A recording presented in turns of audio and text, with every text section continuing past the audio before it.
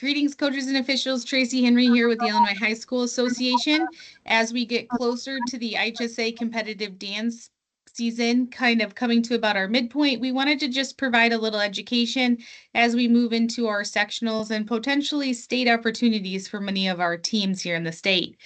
If you have not already seen, all of the time schedules and the assignments for IHSA sectionals are out for January 25th. So coming up in just a few short weeks and posted on the IHSA website. So please make sure that you take a look at your sectional time for performance, that you have the details from your sectional manager, and that you're ready for that exciting day.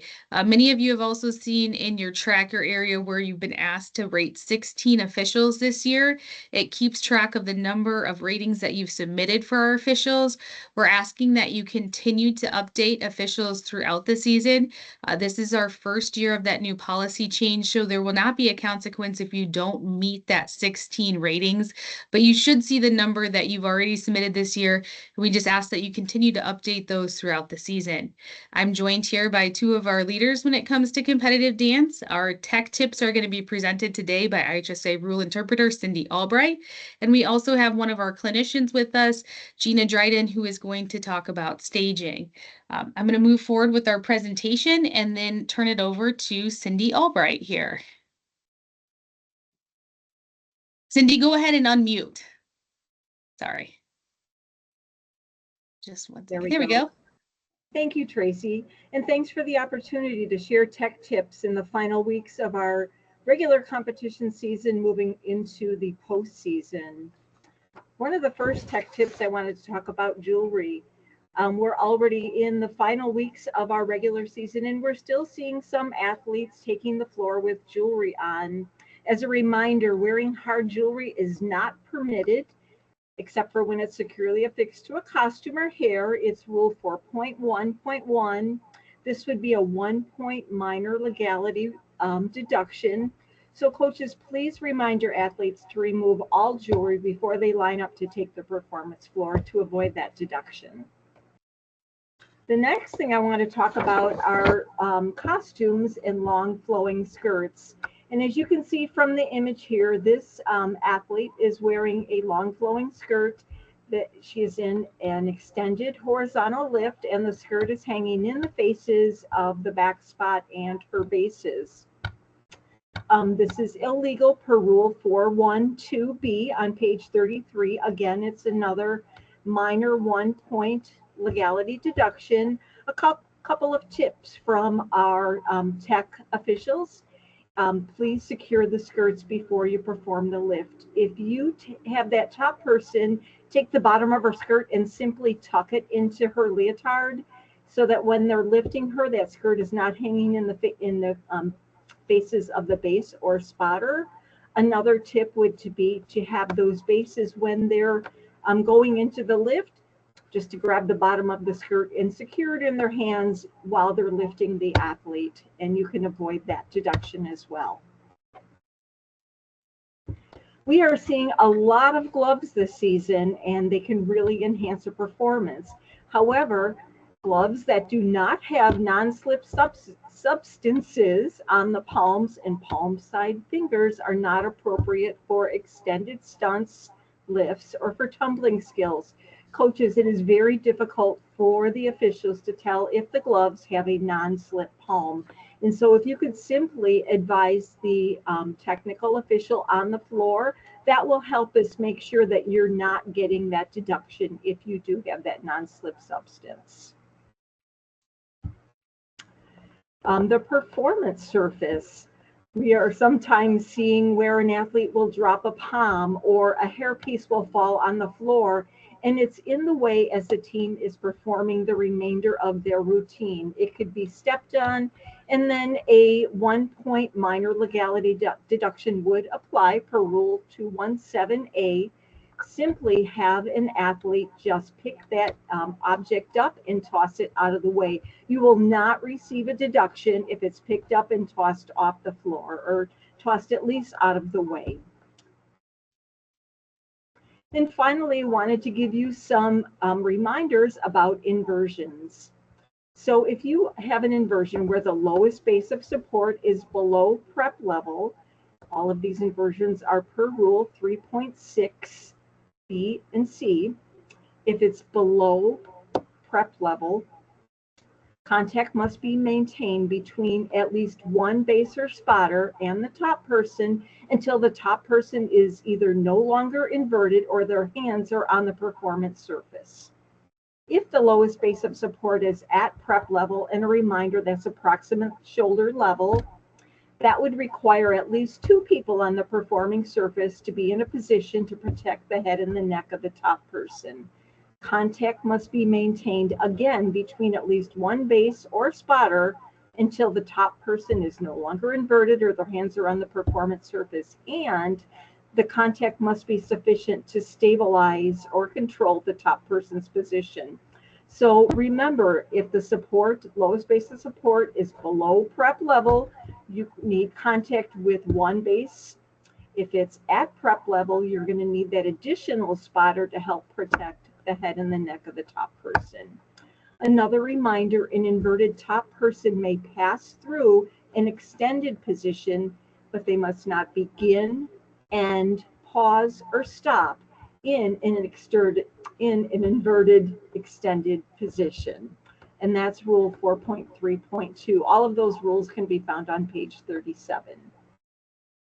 Those are my tech tips for you. Best of luck, everyone. Thanks so much, Cindy. We appreciate those reminders as we move into the final weeks of the season and especially our postseason sectional competition. I'm now going to turn it over to Gina Dryden to talk about staging. Staging is one of the best areas, I believe, because it is a lights, camera, action, and everybody is ready for you. There are 4 parts of staging that you really need to think about. First part being formations. They need to have variety. They need to have creativity. We can talk about lines, we can talk about columns, but think about circles and angles. And then secondly, when you take those formations and you add levels and directions and section group work to them, this will highlight your athletes in a really special and effective way. Think about those levels, directions, and section group. What kind of special skills do your dancers have? Do they have flexibility? Do they have turns?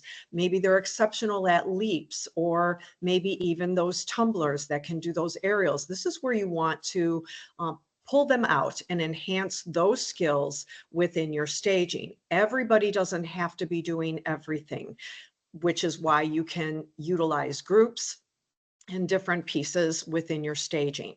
Thirdly, the visual appeal, the visual effects, the wow factor. I think maybe some of you have actually read my comments where I've quoted, wow, got my attention as soon as you start your routine because you did something that was so visually effective that it just pulled me into what you were doing. And that's what we're talking about when we want to have visual appeal and visual effect. You're looking at it and you don't even need the music because it's the movement and it's what you're doing there that is giving that overall visual to the entire performance. The last part of staging is also the utilization of the performance floor in an effective way.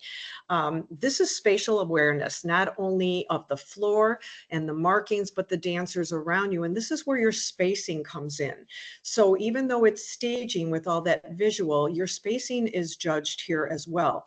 You may have great formations and good variety and creativity, but if one is clumped out further and the angle isn't straight, it's going to take away from that visual effect. So you want to work those as well as the formations and the transitions. What I have for you is a piece of video, and there is no music for it because I don't want you to get taken into the music. I want you to just watch the video and the visuals that occur with this POM team in particular. And you want us to go to about 144. Is that correct, Gina? 110. 110. Here we go.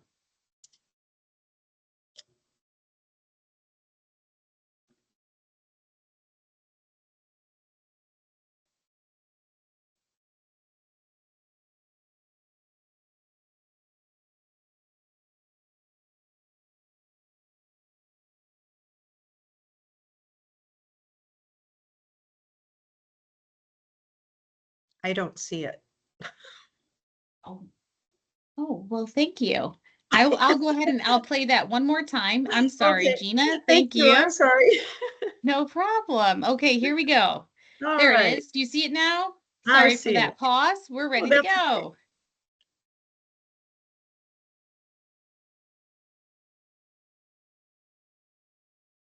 Okay, right from the beginning, you've got several different levels and formation changes immediately within the first 5 seconds.